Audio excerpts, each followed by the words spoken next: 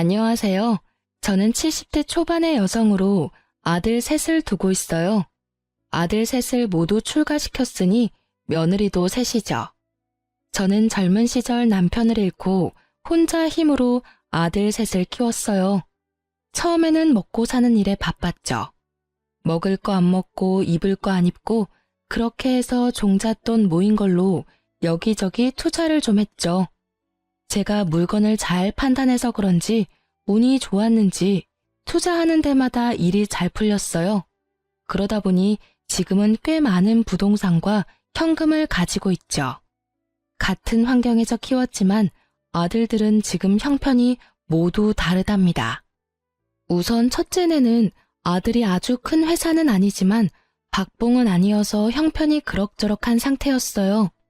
그리고 둘째네 형편이 셋 중에 가장 어렵다고 할 수 있겠네요. 둘째는 중소기업에 다니고 있었는데 월급이 정말 쥐꼬리예요. 그나마 불행인지 다행인지 아이가 없어서 두 내외가 빠듯하게 먹고 사는 형편이었어요. 셋째네, 우리 아들 셋 중에서 가장 부유하게 사는 아들이에요. 아들 며느리가 같이 큰 고깃집을 하는데 꽤 큰 돈을 만지는 것 같더군요. 사람마다 성격이 다른 것은 당연하겠지만 우리 며느리들 정말 다 개성이 뚜렷한 아이들이었어요.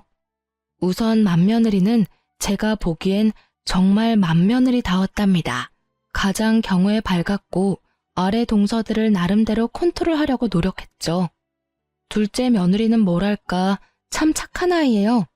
무슨 일에든 불만을 표현하거나 자기를 내세우지 않는 아이였죠. 그리고 셋째 며느리, 욕심이 있어야 돈도 많이 버나 봐요. 아주 욕심이 많은 아이랍니다. 참, 우리 집안에 대해서 먼저 말씀드리자면 대대로 왜 이렇게 아들만 많은지 알다가도 모를 일이었어요. 저도 아들만 셋을 두었고 죽은 남편도 5 형제 중 둘째였거든요. 다른 친척들네 집도 마찬가지였어요. 이렇게 남자만 가득한 집안인지라 손주를 볼 시기만 되면 다들 딸이기를 바랬죠. 남들은 아들을 낳지 못해 야단이라는데 우리 집안에서는 딸 하나가 아쉬웠답니다. 우리 큰며느리도 아들만 둘을 두었죠. 저도 손주 둘 중에 하나만이라도 손녀였으면 얼마나 좋았을까 싶었답니다. 사정이 이렇다 보니 며느리들이 참 딸 같고 예쁘기도 해서 저는 며느리들에게 그렇게 엄격한 시어머니는 아니었어요. 그저 모든 것을 며느리들이 알아서 하게 두었고 슬쩍슬쩍 하는 짓들을 보고 있는 정도였죠. 며느리들은 모두 혼자 사는 저에게 마음을 많이 써주더라고요. 그런데 그 중에서도 유난히 신경 써주는 아이는 바로 셋째였어요. 셋째는 집에 제사나 명절 등 행사가 있을 때 와서는 다른 두 며느리처럼 열심히 일에 매달리는 것이 아니라 저한테 매달리다시피 하면서 입안에 혀처럼 구는 것이었죠. 어머니, 이거 옆에 두고 하루에 하나씩 꼭 드세요. 이거 친정에서 보내주신 건데요. 어머니 연세 되시는 분들한테 아주 좋은 거래요. 여기서는 못 구하고 미국에서나 구할 수 있는 좋은 영양제예요. 셋째 며느리의 친정은 미국 일찍이 이민을 가서 장사를 시작했고 지금은 부유하게 사는 편이었죠. 그렇게 달라붙는 아이를 단호하게 내치기도 못하니 좋은 말로 타일렀죠. 아니다. 지금 네 동서들은 지금 나가서 일하느라고 정신이 없지 않니? 너도 나가서 동서들 좀 도와라. 조상들에게 차례를 지내는 것은 후손들의 정성이 깃들어야 하는 거야. 너도 분명히 우리 식구니 나가서 정성을 좀 보태거라. 그런데 셋째 며느리는 일손을 보태는 대신 행사가 있을 때마다 두툼한 돈봉투를 가지고 왔어요. 사돈댁에서도 부담스러울 정도로 저를 위한 선물을 많이 보내왔답니다. 며느리들의 성격이 저마다 다른 것처럼 아들들의 성격도 참 많이 달랐어요. 그 중에서 가장 부부싸움을 많이 하는 집은 첫째네였어요. 장남이 그럭저럭 회사에 다니고 있었지만 아들 둘을 키우기에는 역부족이었어요. 생활비와 아이들 교육비에 돈이 부족했는지 서로 싸우기도 엄청 싸우더라고요. 돈이라도 넉넉했으면 부부 사이가 더 좋았을까 싶지만 어쩔 수 없이 큰며느리가 아름아름 부업을 찾아 하기도 하더라고요. 그러면서도 이 아이들은 저에게 경제적으로 기대거나 도움을 바라지는 않았어요. 마음에도 없는 효도를 하면서 제 재산을 미리 나눠달라는 얘기도 일절하지 않았답니다. 딱한 사정을 알게 되고는 제가 몇 번이나 도와주려고 했는데 첫째라 책임감이 남다른 우리 장남이 지금은 괜찮다며 나중에 더 힘들 때 도와달라며 좋게 거절하더라고요. 첫째 애들은 많이 다투는 소리가 들리지만 반대로 둘째네는 아직 아이가 없어서 그런지 부부싸움도 한 번 안 하고 둘이 알콩달콩한 결혼 생활을 즐기더라고요. 둘째 며느리는 성격도 착하고 저에게도 참 살갑게 다가와줬죠. 자식이 없으니 둘이 벌어서 생활하기에는 부족함이 없는 형편이었죠. 그런데 문제는 막내 며느리였죠. 아주 욕심쟁이 샘쟁이였어요. 뭐든지 많이 갖고 싶어 했고 남에게 지는 것은 싫어하는 성격이었어요. 가족 행사가 있을 때마다 얌체같이 쏙 빠지면서 돈으로 퉁치려는 셋째를 보고 쟤를 어쩜 좋을까 한숨만 나오더라고요. 동서, 아버님 제삿날에 또 늦게 온다는 거야? 도대체 뭘 믿고 이렇게 집안 행사 때마다 뒤로 빠지는지 모르겠네. 혼자 빠지려고 머리 쓰지 말고 시간 맞춰 어머님 댁으로 와. 알겠지? 아유, 형님. 사업에 할 일이 얼마나 많은데요. 알바생을 쓰고 있는데도 가게가 어쩜 바쁜지 손이 모자라요. 형님 죄송하지만요. 제가 제사에 들어가는 비용은 다 댈게요. 그러니까 저 좀 빼주세요. 네? 그럼 다음에 또 연락드릴게요, 형님.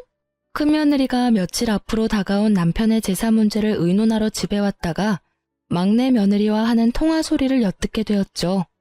나이도 많은 형님인데 어린 막내가 어쩜 저리 약을 올리는지 참다 못한 큰며느리가 제게 말하더라고요. 어머니, 막내 동서 정말 이제는 못 봐주겠어요. 어머니께서 따끔하게 야단 좀 치셔야 될 것 같아요. 아유, 그래, 알았다. 내가 짬을 봐서 잘 얘기해보마. 남편의 제삿날에도 돈으로 퉁치고 와서 절만 하고 가려는 셋째 며느리가 저도 솔직히 미웠어요. 그래서 제가 직접 막내 며느리에게 전화를 걸었지만 다급한 목소리로 너무 바빠서 전화통화가 힘들다며 얼른 끊더군요. 형님, 여기 있던 김치통들 못 보셨어요? 분명히 여기 놔뒀는데 감쪽같이 없어졌어요. 아니, 김치통에 발이 달린 것도 아니고 이게 도대체 어떻게 된 거야? 그러고 나서 둘째 며느리가 근처에서 돈봉투 하나를 발견했다죠. 짧은 쪽지와 함께 놓여있는 돈봉투였어요. 꽤 많은 액수의 돈이 들어있었고 이 돈으로 사람을 사서 김장을 다시 하라는 셋째 며느리의 또 다른 얌체짓이었죠. 작년에도 똑같은 일이 있었죠. 막내 며느리가 우리 집 김장김치가 식당에서도 인기가 많아서 김치 맛에 손님을 끄는 것도 있다며 홀라당 전부 가져가 버린 것이었죠. 작년에 이어 이런 일이 또 벌어지자 며느리들도 저도 화가 많이 났어요. 드디어 큰며느리가 당장 시댁에 안 오면 가게로 찾아가서 큰 소리 낼지도 모른다고 말하며 막내를 집으로 불러들이는 데 성공했어요. 그리고 막내를 야단치더군요. 이봐, 동서. 집안에서 벌어지는 행사는 돈으로 하는 게 아니라 사람이 하는 거야. 동서는 왜 사사건건 돈이면 뭐든지 다 된다고 생각하는 거지? 김장 담그느라 우리가 얼마나 고생했는데 그걸 홀라당 가져가 버리고 돈봉투 말도 안 하고 숨겨놓으면 우리가 좋아할 줄 알았어? 남들이 정성 들여 담근 걸 동서가 무슨 권리로 가져가? 입이 있으면 말이라도 해봐. 막내면 더 사근사근 애살 있게 도와줘도 모자랄 판에 형님들이 고생하고 있는 거 뻔히 보이면서 입 꾹 닫고 모른 척 한다는 게 말이 돼? 아유, 형님. 화난 이유는 알겠는데 사람 사서 김장해봤는데 여기 이 집에서 담근 맛이 안 나잖아요. 식당에 김치 때문에 오는 손님들도 많거든요. 그러니까 제 사정 좀 봐주세요. 네? 옆에서 듣던 저도 기가 다 막히더라고요. 정말 그냥 넘어가기가 힘들었어요. 예, 셋째야. 김장 같이 담그는 거 한 해 두 해 된 일도 아니고 그 김치 맛을 원하면 네가 직접 와서 배울 생각을 해야지. 우리가 식구들은 많지만 다 모일 시간이 그렇게 많지 않잖니. 다 같이 모여서 사는 얘기도 하고 천천히 김치도 담그자는 얘기다. 그런데 막내만 보란 듯이 툭 빠지면 시작하기도 전에 사기가 떨어지지 않니? 네 형님 말 잘 새겨 듣고 다음부턴 김장도 직접 와서 배우고 가거라. 알겠니? 셋째는 이런 제 말에도 비용은 얼마든지 넉넉하게 될 테니 식당에서 쓸 김치까지 우리더러 담가달라는 것이었죠. 그러고는 한다는 이야기가 사람을 움직이는 것은 결국 돈이라나요? 제가 세상 일이 그렇게 돈으로만 굴러가지 않는다고 그 생각을 버리지 않으면 언젠가 발등을 찌를 수 있다고 타일렀어요. 둘째도 셋째를 야단치면서 앞으로 이런 짓을 또 한다면 동서들 사이에서 따돌림을 당할 것이라고 경고했죠. 그랬더니 셋째가 코웃음을 치더군요. 그런데 이런 며느리들끼리의 다툼이 아들들에게도 말거리가 되었나 봐요. 우리 집 사람하고 근재수 씨는 제사다 차례다 해서 그때마다 며칠씩 고생을 하는데 왜 막내 재수 씨는 그때마다 안 보이니? 똑같은 며느리인데 왜 두 사람은 죽어라 고생하고 한 사람은 보이지도 않느냔 말이다. 오죽하면 이런 말이 내 귀에까지 들어오더라. 돈 봉투 놓고 사라지거나 엄마 옆에나 딱 붙어서 아부하는 거 이제 하지 말라고. 네가 재수 씨한테 잘 말해. 그러게 말이다. 너희 지난번 설에도 집에 돈만 보내고 둘이 스키장 간 거 내가 다 안다. 우리가 비록 너처럼 많이 벌지는 못해도 집안 행사 때 쓸 돈은 낼 수 있어. 그 돈 없어서 집안 행사 못 치르지 않는다. 돈만 보내는 게 얼마나 예의 없는 짓인데 재수 씨 때문에 우리 기분이 어떻겠냐? 우리도 빠지고 싶고 놀고 싶지만 집안 행사니까 참고 하는 거야. 막내야, 어린 건 알겠지만 너도 한 집안의 가장이니까 네가 먼저 솔선수범하고 책임감 있게 행동해야 돼. 그래야 재수 씨도 보고 배우지. 아니, 제 와이프가 뭘 그리 잘못했다고 다들 왕따를 시켜요? 그렇게 그런 게 억울하면 형들도 돈 버세요. 돈 벌어서 힘들지 않게 살면 되는 거죠. 그냥 일 안 하는 것도 아니고 충분히 행사 비용 될 만한 돈은 내놓고 빠지는 거잖아요. 저희도 억울한 부분이 분명 있다고요. 각자의 사정이 있는 거잖아요. 고깃집으로 장사 잘 되는 게 얼마나 힘든 건지 아세요, 다들? 하루라도 장사 안 하면 주변 상권에 밀리기 일쑤라고요. 물 들어올 때 노져야 되는데 지금이 물 들어올 때라 절대 빠질 수 없어요. 저흰 형님들과는 다르게 하루하루가 바쁘다고요. 위에 아들 둘도 셋째 아들의 이런 말에 어이가 없는 모양이더군요.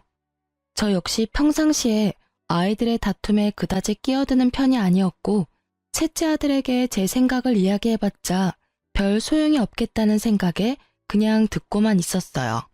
그리고 답답해서 잠시 현관문 밖으로 나갔다가 앞집 손녀딸을 보게 되었죠.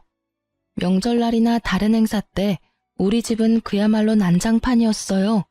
어릴 땐 뛰어다니느라 아랫집에서 시끄럽다고 찾아온 적도 여러 번이었고 이젠 머리가 좀 컸다고 다들 의견 하나 굽히지 못하고 싸우는 모습을 보니 가슴이 답답하더라고요. 이런 형편에 얌전하고 고분고분 인사하는 앞집 손녀딸을 보니 진심으로 앞집이 부럽더군요. 제가 다시 집 안으로 들어와서 아들 셋의 약간 싸늘해진 분위기를 돌릴 겸 해서 지나가는 말로 한마디 했죠. 아이고, 그나저나 앞집 손녀딸을 보니 인형 같더라. 우리 집엔 어떻게 이렇게 시커먼 사내들만 있는지 모르겠다. 손녀딸 하나만 볼 수 있다면 더 이상 바랄 게 없을 텐데. 아휴. 갑자기 조용해지더라고요. 제가 가볍게 내뱉은 말이었지만 아들들에겐 가벼운 말이 아니었나 봐요. 며느리들이 모두 젊기에 아직 얼마든지 더 손주를 볼 수 있는 상황이었거든요. 제 가벼운 말을 가지고 아들 셋이 각자 안 사람들에게 무슨 소리를 했는지 돈 버는 재미에 아이 낳는 것도 미루고 있던 셋째가 드디어 아이를 가지려고 노력한다는 소식이 들렸어요. 일단 반가웠어요. 둘 다 젊으니 피임을 그만두고 나서 바로 아이가 생겼다더군요. 그런데 이상하게도 아들 둘을 낳고 한동안 아이가 없었던 첫째네까지 생뚱맞게 아이를 가졌다는 이야기가 들렸어요. 갑자기 손주복이 터지는구나 싶었지만 둘 다 아들일 것 같아서 마음이 불안하긴 했답니다. 그리고 이 와중에 혼자만 아이를 갖지 못한 둘째네가 마음에 걸렸죠. 둘째야, 아직 젊으니까 마음 조급하게 먹지 말아라. 갑자기 웬 손주들이 한꺼번에 둘이 생기려는지 모르겠구나. 네가 신경이 쓰일 것 같아 하는 말이야. 아니에요, 어머니. 그건 사람 힘으로 되는 일이 아니잖아요. 다 하늘이 점지해야 되는 일이죠. 저 아무렇지도 않아요. 걱정해 주셔서 감사해요. 그렇게 첫째와 셋째가 동시에 임신하자 둘째가 신경 쓰이면서도 기쁜 것은 어쩔 수 없었죠. 특히 돈 버는 일에만 신경을 쓰면서 아이 낳는 일을 피하고 있었던 막내네가 아이를 가졌다는 것이 정말 의외였어요. 식당이 한참 잘 되고 있었거든요. 막내의 성격으로 보아 쉽사리 그런 결정을 내릴 애가 아닌데 곰곰이 생각을 해보았어요. 첫째네는 이미 아이를 그만 낳을 것이라고 했었고 위에 아이 둘은 이미 초등학교 2, 3학년이었어요. 셋째가 너무 터울이 컸죠. 그런데 갑자기 이렇게 경쟁하듯이 아이가 생기니 어리둥절할 밖에요. 마음에 집히는 것이 있었죠. 제가 얼마 전에 아들들 앞에서 가볍게 내뱉은 말이 머릿속을 지나갔죠. 특히 돈 버는 일에 재미를 붙여서 집안 행사 때도 절만하고 사라지는 셋째가 갑자기 바깥일을 줄이면서 아이를 가진 이유가 짐작이 되었어요. 제가 그저 지나가면서 한 말을 손녀딸을 낳아주면 가진 걸 다 주겠다는 말이거나 대부분의 재산을 주겠다는 말로 받아들인 것이 틀림없었죠. 그래도 설명이 안 되는 건 첫째네였어요. 평상시에 크게 욕심을 부리지 않은 아이들이었거든요. 그러나 견물생심이라고 평상시에 욕심을 부리지 않았지만 재산을 준다는 말에 욕심이 동했던 것이 틀림없었어요.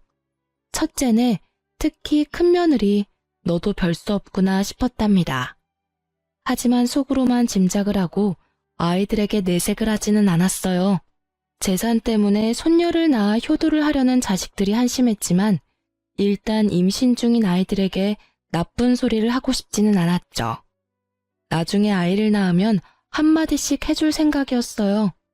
그리고 저는 제가 살아있는 동안에 제 재산을 미리 증여해줄 생각은 없었답니다. 다 제가 죽고 나면 저희들에게 돌아갈 재산이었어요. 이렇게 제 머릿속이 이런저런 생각으로 복잡할 때 셋째가 이야기를 꺼냈답니다. 어머니, 저 미국에 가서 아이 낳아올게요. 친정이 미국에 계시니 저도 편안하고 어머니도 신경 덜 쓰시게 될 것 같아서요. 그리고 아이한테 미국 시민권 하나 만들어주는 거 큰돈 들여서라도 해준다잖아요. 셋째 며느리의 말이 나름 일리가 있다고 생각되었어요. 곧 태어날 손주에게 도움이 되는 일이니 가서 낳고 오라고 했죠. 그렇게 며느리가 미국으로 떠났고 간지 10개월 만에 아이를 낳았다는 소식을 전했죠. 그렇게도 기다리고 기다리던 손녀딸이라고 하더라고요. 저는 정말 날아갈 듯이 기뻤답니다. 빨리 데리고 들어오라고 성화를 했죠. 며느리가 드디어 아이를 데리고 들어왔어요. 정말 예쁜 공주님이더군요. 기쁜 마음에 친척집 여기저기에도 전화를 걸어서 자랑을 하기 바빴죠.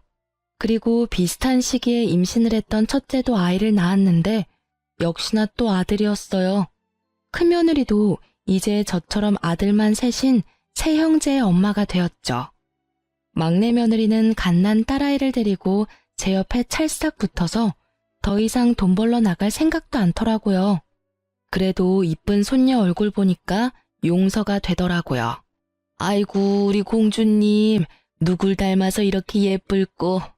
애비를 닮았나, 애미를 닮았나? 어디 자세히 좀 보자. 할머니 해봐라. 할머니. 그런데 제가 이렇게 말하는 순간 셋째 며느리의 얼굴 표정이 움찔거리는 걸 느꼈어요.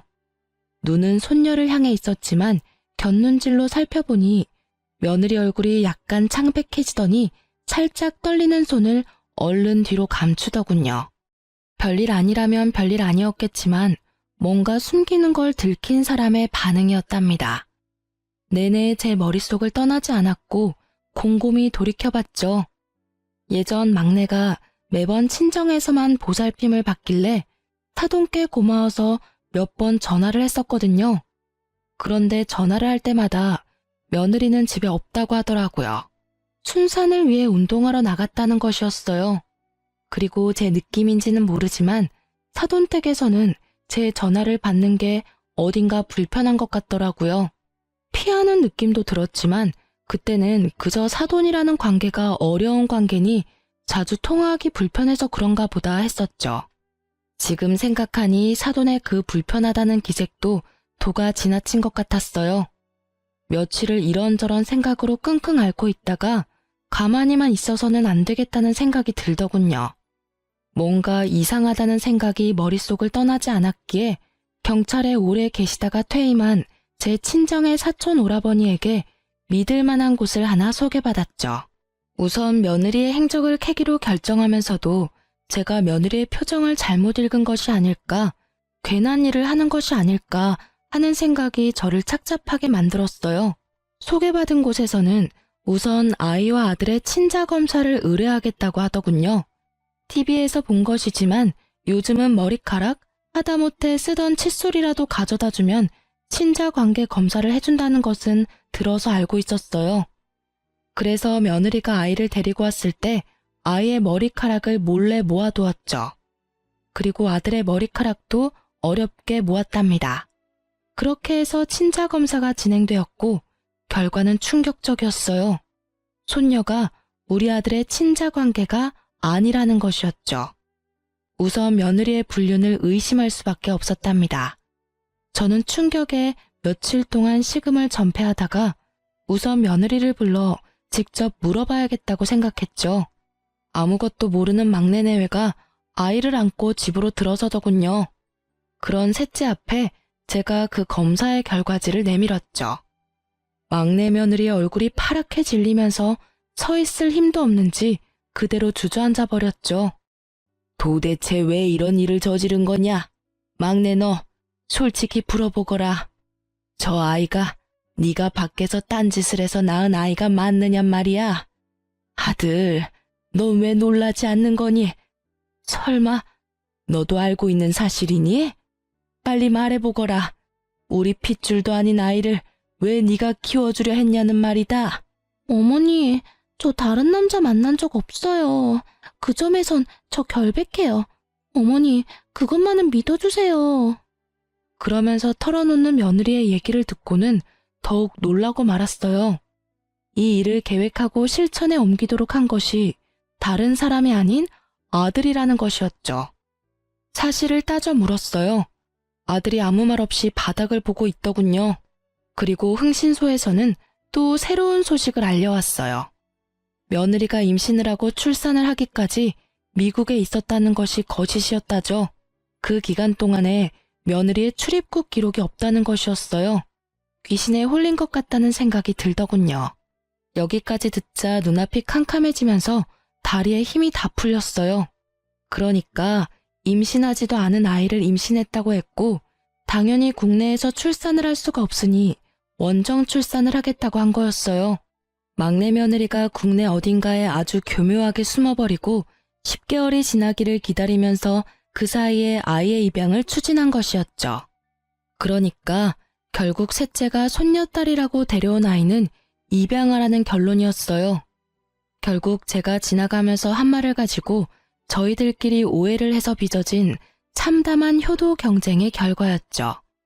그러고 보니 비슷한 시기에 맏며느리가 위에 두 아이와 터울도 있는데 갑자기 또 아이를 가졌다는 것도 이상했죠. 과연 우연의 일치일까요? 맏며느리를 우선 불러서 물어보았죠. 저희는 이제 아이를 그만 낳으려고 애들 아빠가 단산 수술을 했었어요. 그런데 갑자기 아이가 생겼어요, 어머니. 이상하긴 했지만 이미 생긴 아이를 어떻게 하겠어요? 이 말도 듣기에 따라서는 며느리가 딴짓을 했구나 싶기도 한 말이었어요. 하지만 이 말을 전혀 아무렇지도 않게 하는 큰며느리에게서 한치의 의심도 느낄 수가 없었죠. 그래서 소개받은 사람들에게 큰아들 내외에 대해서도 조사를 부탁했어요. 그런데 흥신소 사람들은 큰아들과 며느리 둘 다 일상에서 전혀 벗어나지 않고 있다더군요. 저는 이번에 큰아들을 따로 불렀어요. 큰아들은 이 우연과 관련이 있을 것 같았거든요. 엄마, 그게 있잖아요. 제가 집사람하고 상의 없이 단산 수술을 한 것을 풀어버렸어요. 그래도 아들이나 딸이나 반반 가능성은 있는 거잖아요. 그래서 50% 확률에 기대본 거예요, 엄마.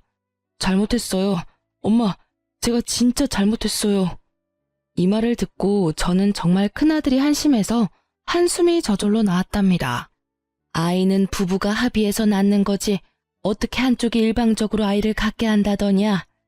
막내만큼 나쁜 방법을 쓴 것은 아니지만 너도 결국은 똑같구나. 상속될 재산을 바라고 내가 원하는 것을 해주려 한 거였어. 셋째가 욕심이 많다는 것은 알았지만 믿었던 네가 그럴 줄은 정말 몰랐구나. 큰아들이 고개를 떨구고 눈물까지 떨구더군요. 본인의 잘못을 인정하는 것으로 보였죠. 몇 번을 더 제게 잘못했다고 빌더군요. 그런데 큰애네 집에서 그 이후에 난리가 벌어졌다죠. 큰며느리가 짐을 싸서 갓난아이만 두고 친정으로 가버렸다는 것이었어요. 어떻게 나하고 의논도 없이 풀어버려요? 자식 하나 키우는 게 화분 하나 들여놓는 것 같이 생각되는 모양인데 어디 당신 혼자 아이들 한번 키워봐요. 나는 이제 모르겠으니까. 지금 처지가 그냥 그렇고 그래서 답답한 마음에 그랬어. 엄마한테도 말했지만 아들, 딸 확률은 반반이잖아. 그래서 그 확률에 좀 기대본 거였다고. 제발 이러지 말고 집으로 가자, 응? 확률? 아이가 무슨 로또인 줄 알아요? 지금 우리 처지로 있는 아이 둘도 키우기 빠듯한 거 알잖아요. 가뜩이나 이제부터 돈이 많이 들어갈 시기인데 아이가 하나 더 생겼으니 당신이 알아서 해요. 아무튼 당신이 벌인 일이니까 알아서 책임지겠죠. 딸 키우는 것보다는 아들이 돈은 덜 들잖아. 그리고 낳아놓으면 어떻게든 자라기 마련이라고. 이 말 같지 않은 말에 드디어 베개가 날아들었다지요. 도저히 말도 못 알아듣고 사태의 본질을 알지 못하는 아들에게 며느리가 단단히 화가 난 것이었죠. 아들이 몇 번을 더 가서 싹싹 빌었고 결국 일주일 뒤에 며느리를 데리고 오는데 성공했어요. 아들 복이 터진 집안에 하나 더 생겼다고 크게 다를 것도 없어요. 당신이 쓸데없는 욕심을 부린 데에 너무 화가 나서 이대로 헤어져 버릴까 생각도 했지만 아이들 생각해서 그냥 넘기기로 했어요. 그 대신 회사 끝나면 밤에 나가서 대리운전이라도 뛰어요. 둘도 힘든데 셋을 키우려면 지금 이대로는 절대 안 돼요. 당신이 저지른 일이니 그렇게 해서라도 책임을 져요. 큰아들이 그렇게 하겠다고 넙죽 엎드렸다는 것이었어요. 큰며느리가 오해를 불러일으킬 만한 제 말에 아들이 견물생심의 욕심을 부렸다는 것을 이해했던 모양이더라고요. 이렇게 손주들을 둘러싸고 집안이 온통 북적북적할 때 이 일에 대하여 참견하지 못하고 조용히 있는 사람들이 있었어요. 바로 둘째 아들 내외였죠. 그런데 이 손주 파동이 시작될 무렵에 둘째네가 저한테 와서 한 이야기가 있었어요. 그때 둘째 아들과 며느리가 하는 말에 저는 한 번 더 놀랐고 가엾어서 눈물을 흘렸답니다. 어머니, 제가 아이를 못 갖는데요. 이 사람한테는 문제가 없고요. 그래서 저희가 입양을 하려고 해요. 집안에 하도 아들만 많으니 예쁜 딸을 입양하려고요. 그런 둘째 며느리의 손을 잡고 그저 아무 말도 할 수 없었죠. 제가 손을 가만히 잡아주자 둘째 며느리가 눈물을 보이더군요. 아들이 그런 며느리를 달랬고요. 저는 입양을 하겠다는 둘째네의 입장에 전적으로 찬성했어요.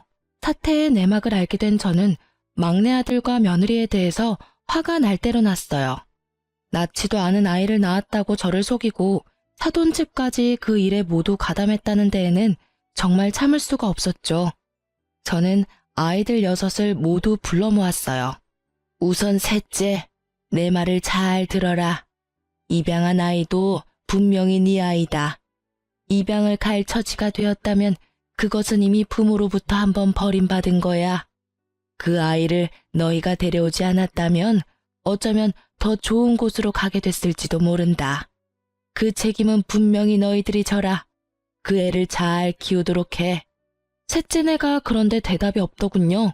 제가 재차 아이한테 미안한 것을 알고 잘 키우라고 말해도 대답이 없는 것이었어요. 이렇게 해서 셋째네가 가짜 손녀를 만들어 가지고 왔다는 것이 마지네와 둘째네에게까지 알려지게 되었죠. 하지만 막내 아들은 여전히 뉘우칠 줄 모르고 말하더군요. 형들도 솔직히 말해 보세요. 엄마가 가진 재산 다 준다고 했잖아요. 그 말에 혹하지 않을 사람이 누가 있어요? 엄마 재산이 한두 푼도 아니고 말이에요. 형들이 정말 나 같은 생각을 전혀 안 했다고 할 수 있어요? 큰아들이 부끄러운지 먼저 고개를 숙이더군요. 그렇지만 동생에게 할 말은 하더라고요. 엄마 말씀을 요즘 와서 곰곰이 생각해 보니 엄마가 손녀를 보게 해주면 모든 재산을 다 준다는 말씀이 아니었어. 나 역시도 그렇게 착각을 했었다. 그런데 내가 그 생각이 잘못됐다는 걸 어떻게 알았는 줄 아니? 우리 엄마라는 분을 알기 때문이야. 결코 재산을 내걸고 효도를 부추기는 분이 아니라는 말이다. 거기까지 생각이 되니까 내가 정말 미련했구나 싶었다. 그런데 아무리 엄마 마음을 헤아리지 못한다 해도 어떻게 낳지도 않은 아이를 낳았다고 해서 데리고 올 생각을 해. 둘째 아들도 셋째 아들에게 한마디 했죠. 너하고 재주씨가 이런 일까지 벌일 줄은 정말 몰랐다. 너희들은 아이를 가지고 싶으면 피임만 끊으면 되는 사람들이잖아. 우리는 손녀가 아니라 아들만 줄줄이 낳는다고 해도 우리 피를 이은 아이를 가질 수가 없어. 처가에서 나한테 미안해 하셨지만 그건 이 사람이나 처가 잘못이 아니잖아. 그래서 정당하게 입양을 결정했던 거야. 너희들이 정말 자식이 갖고 싶어도 못 갖는 그 심정을 알기나 하냐? 둘째 며느리와 큰아들 내외의 눈시울이 붉어지더군요. 큰며느리는 갓난아들을 안고 있었고 셋째는 어디다 아이를 맡기고 왔는지 아이는 데리고 오지 않았더라고요. 이 순간에 갑자기 제 가슴이 덜컥 내려앉은 것은 왜일까요? 다들 킨 마당에 혹시라도 파양이라도 하지 않을까 덜컥 걱정이 되었죠. 애미가 이미 말했지 않느냐? 그 아이에 대한 책임이 있다고 말이다. 다시 말하마. 그 아이는 틀림없는 너희 아이고 내 손녀딸이야. 도대체 그 아이가 무슨 죄를 지어서 돌도 되기 전에 2번이나 버림을 받는단 말이냐? 이어서 둘째 며느리도 걱정이 되는 말투로 셋째에게 말하는 것이었죠. 평상시에 입을 잘 열지 않지만 입만 열었다 하면 전곡을 찌르는 둘째였어요. 동서, 만일 이 일이 들키지 않고 동서가 착각한 대로 어머니가 한 재산 떼어주셨다면 동서 그 아이 계속 키웠을 거 아니야. 적어도 어머니가 살아계실 때까지는 그 아이를 키웠겠지. 그치만 그 후에 어머니가 세상에 없으면 물건 버리듯이 가볍게 버릴 생각을 한 거 아니지 설마? 진짜 너네가 사람이야? 짐승도 그렇게 생각 안 해. 제발 내 말이 아니라고 대답해. 어서. 셋째네가 굳이 부정을 하지 않았고 제 가슴에 아주 바위덩이가 올라앉아 버렸죠. 아이를 낳았다고 데려온 지 몇 달, 벌써 돌이 다 되어가고 있는 아이였어요. 아이는 이미 제 마음속에서 의심할 바 없이 제 손녀딸이었답니다. 저는 단호하게 셋째네에게 말했죠. 만일 너희가 저 아이를 파양한다는 나쁜 생각을 한다면 너희는 내 아이들이 아니다. 너넨 이제 다 큰 성인이란 말이다. 자기가 한 일에 대해서는 당연히 책임을 져야 하는 거야. 혹시라도 그 아이를 버리면 내 눈에 흙이 들어가기 전까지 둘 다 내 앞에 나타날 생각은 하지 말아라. 제 품에 안겨 방긋방긋 웃고 있는 손녀딸이 생각나면서 제 눈에도 눈물이 고였죠. 그 아이를 제 품에서 떼어놓다니요. 도저히 못할 일이었어요. 셋째네는 결국은 제가 원하는 답을 주지 않은 채 자리를 떴어요. 그렇게 그날의 가족 모임이 파했고 그렇게 셋째네에게서 본 손녀에 대한 생각으로 마음고생이 심하던 중 둘째네가 예쁜 딸을 입양해 데리고 왔더군요. 까맣고 맑은 눈이 반짝이는 정말 예쁜 손녀딸이었죠. 아이고 예쁘기도 해라. 아가, 얘가 너를 많이 닮은 것 같구나. 눈매하며 인매가 너를 닮았어. 둘째 며느리가 엷은 미소를 짓더군요. 하지만 마냥 기뻐할 수만은 없었어요. 그렇게 둘째네 손녀에 대해서 정을 들이고 있을 무렵 결국은 셋째네가 손녀를 파양할 것이라는 말이 다른 두 며느리를 통해서 제게 들려왔어요. 두 며느리가 설득도 해보고 야단도 쳐보았지만 셋째네가 말을 듣지 않았다죠. 마음에도 없던 아이, 그저 한 재산 차지해보겠다고 입양한 아이였죠. 그러니 쉽게 파양을 결정할 수 있었겠죠. 우선 아이가 가엾어 눈물이 났고 정이 든 손녀딸을 그렇게 보낼 수는 없었답니다.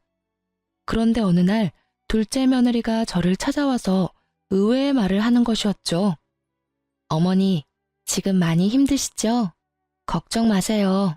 어머니, 저희가 해결할 수 있을 것 같아요. 그게 무슨 소리냐? 내 말도 안 듣는 셋째네를 너희가 어떻게 해결을 하겠다는 거냐? 둘째 며느리의 트레이드마크인 엷은 미소가 또 얼굴에 번지더군요.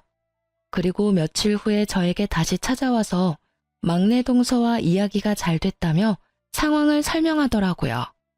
어머니, 그 아이 저희가 입양할게요. 어느 집이나 거의 아이 둘씩은 키우잖아요.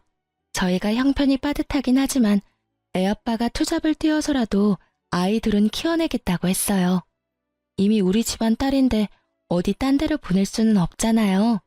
그리고 우리 아이도 외롭게 혼자 자라는 것보다는 같이 자라는 게 더 좋을 것 같아요. 동서가 쉽게 동의했어요, 어머니. 이 이야기를 듣고 저는 저도 모르게 둘째의 손을 따뜻하게 잡았어요. 밥이 입에 넘어가지 않았던 저는 정말 둘째의 따뜻한 마음 씀씀이가 기특하기 이를 데 없었답니다.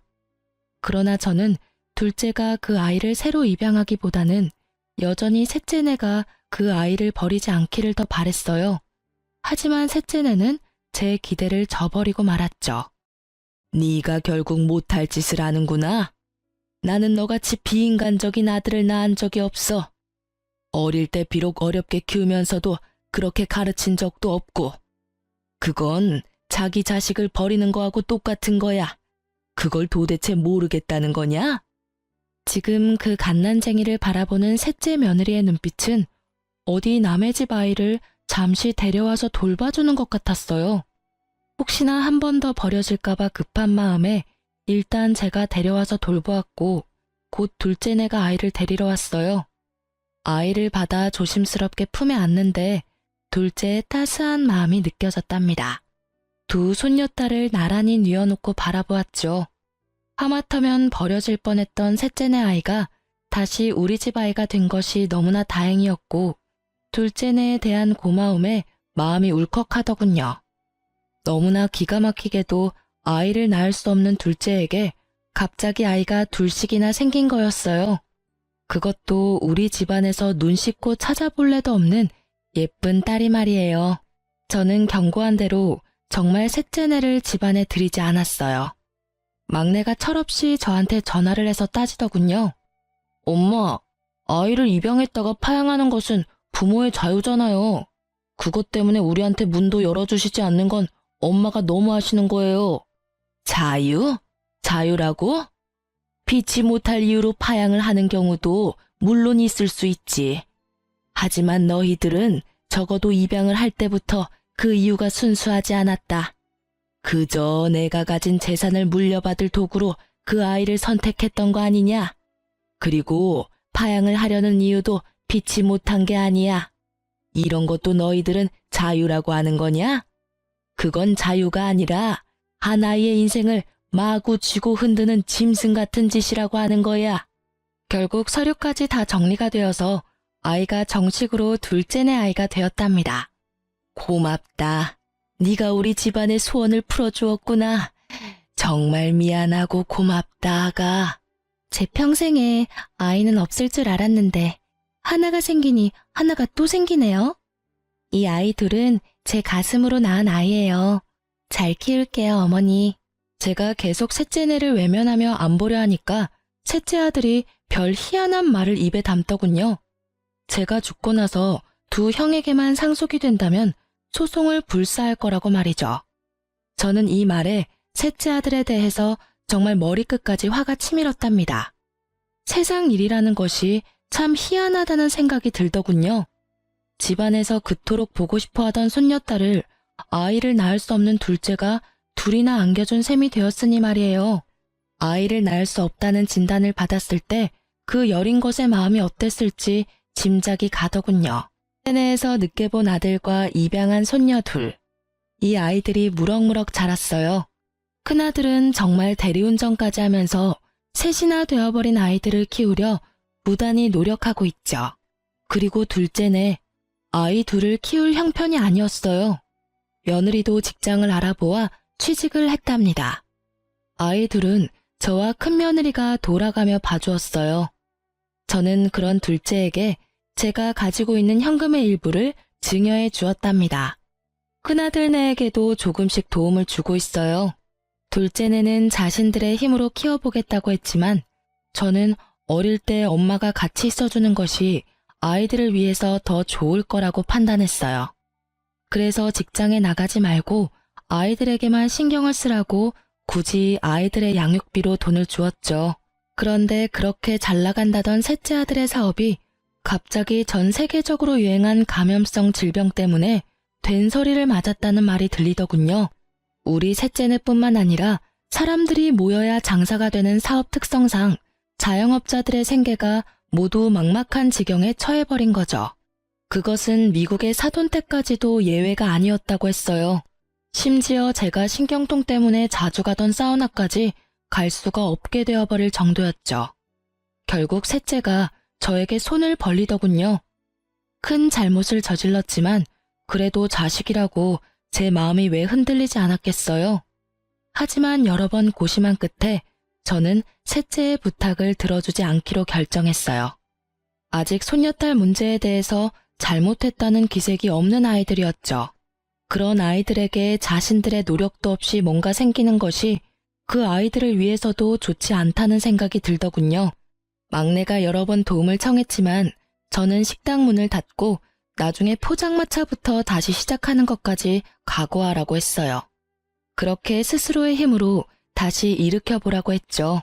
세월은 무심하게 흘러서 새로 태어난 새 손주가 무럭무럭 자랐고 어느덧 초등학교에 입학할 나이가 되었어요. 저도 이제는 팔순을 바라보는 노인네가 되었죠. 자식을 포기한다는 일, 참 어려운 일이더군요. 셋째네를 그렇게 내치고 저는 참 많이 울었어요. 여전히 제 재산에 대해서 소송이니 뭐니 하는 말을 입에 담고 있지만 그래도 저는 그 아이들이 우선 잘못을 뉘우치고 사업을 자신들의 힘으로 다시 일으키기를 바라고 있어요. 지금까지 제 아들 일이라 정말 창피하지만 가짜 손녀를 만들어서 원정 출산으로 꾸민 철없는 셋째 아들네 이야기를 들려드렸어요. 그리고 정말 기가 막히게도 이 이야기는 또한 아이를 낳을 수 없는 며느리가 손녀를 둘이나 안겨준 제게는 참 뭉클한 사연이랍니다. 여러분도 오늘 하루 따뜻한 하루 되시길 바랍니다. 긴 글 읽어주셔서 감사합니다.